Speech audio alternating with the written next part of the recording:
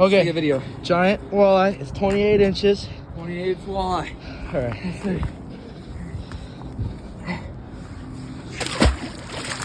Look at that big mama. There he goes. Hi guys, it's Josh, and today we're going to be talking about the 5 baits that you need to have in your tackle box when you're fishing if you want to catch fish this fall. Let's get to it.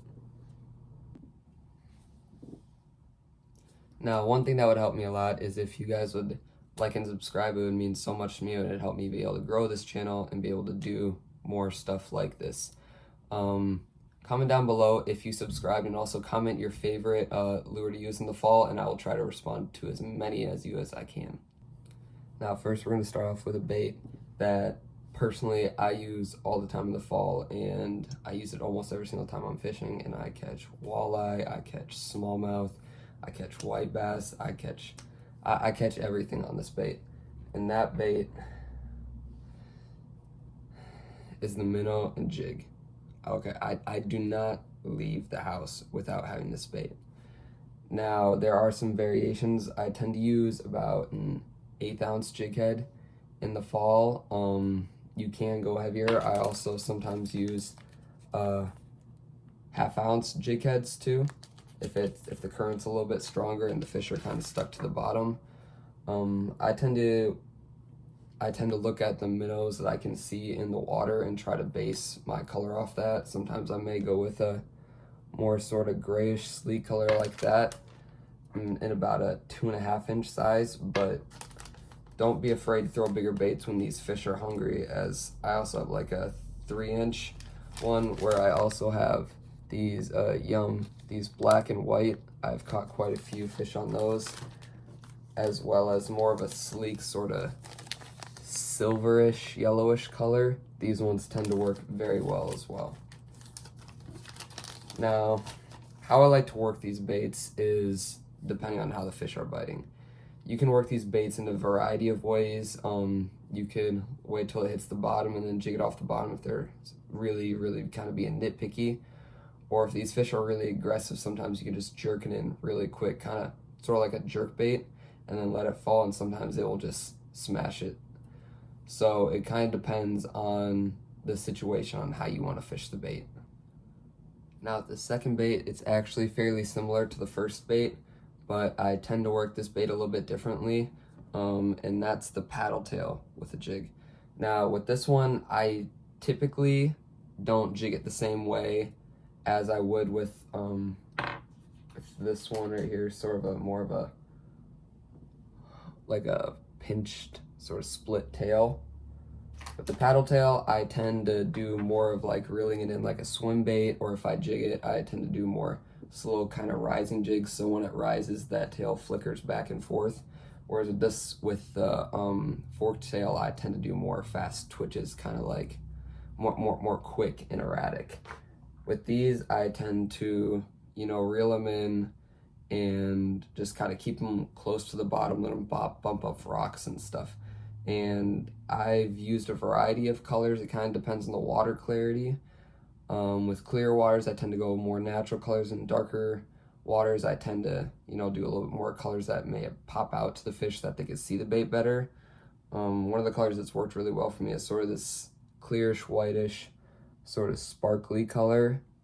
And I have this one in about a 2.5 inch size, but I also have bigger ones that may have a more natural color like this that are 3.25 inches, and I have even bigger ones that are in 4 inches in white colors if I'm really trying to get those aggressive bigger fish. And if this bait over here isn't working with the forked tail, this bait right here is going to catch them. One of the two is going to catch fish. Now, this next bait here is primarily just for smallmouth, though I have caught many walleye on this lure when I've been primarily smallmouth fishing, and that lure is the Ned Rig.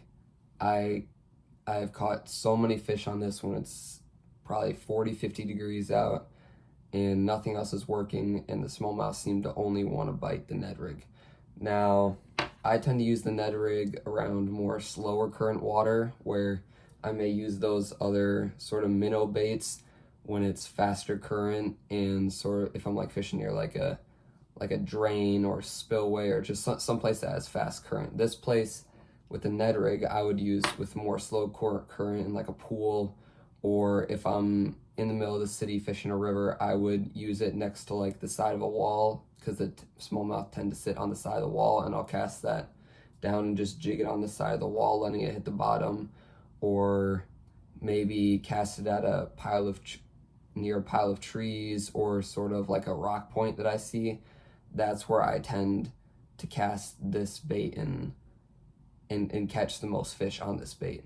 Now, I don't always use a worm. I have sometimes set it up with a minnow, about like a 3-inch minnow.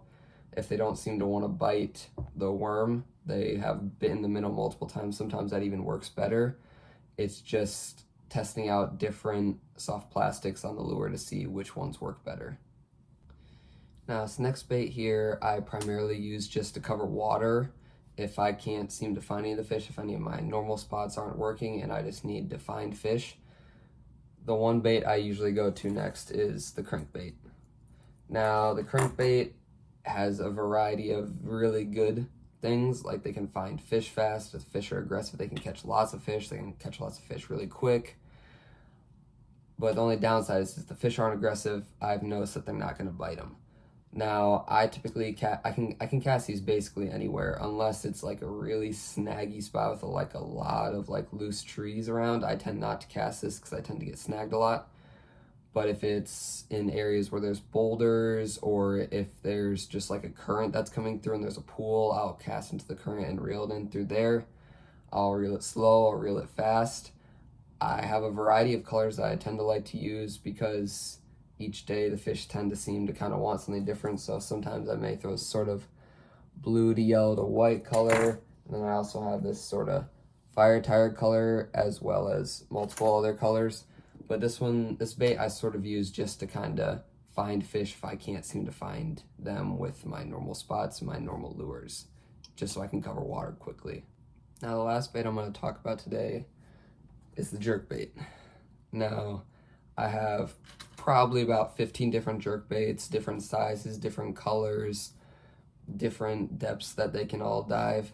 But I tend to use these when the fish are really aggressive, more aggressive than even to bite the crankbait. And I tend to catch a lot of really big fish on these, as much as big walleyes. I catch big smallmouth.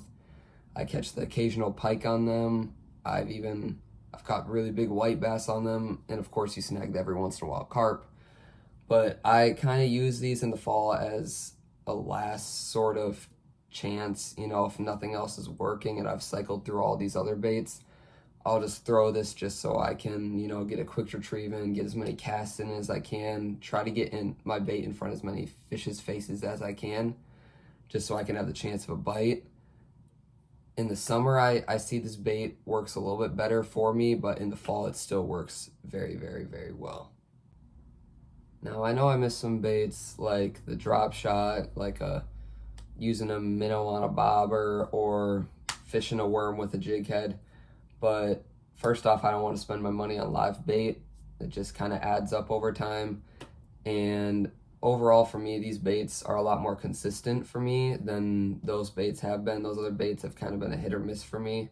And sometimes I end up catching more trash species such as drum or carp or something, like stuff that I don't want to catch than I would catch with these baits. Now, that's all for this video, but let me know in the future if you want some more suggestions for baits and techniques, or where to fish in the fall and what to look for. I hope you guys enjoyed the video. I hope to be putting out a video of me actually fishing soon, hopefully this weekend. And yeah, thanks for watching.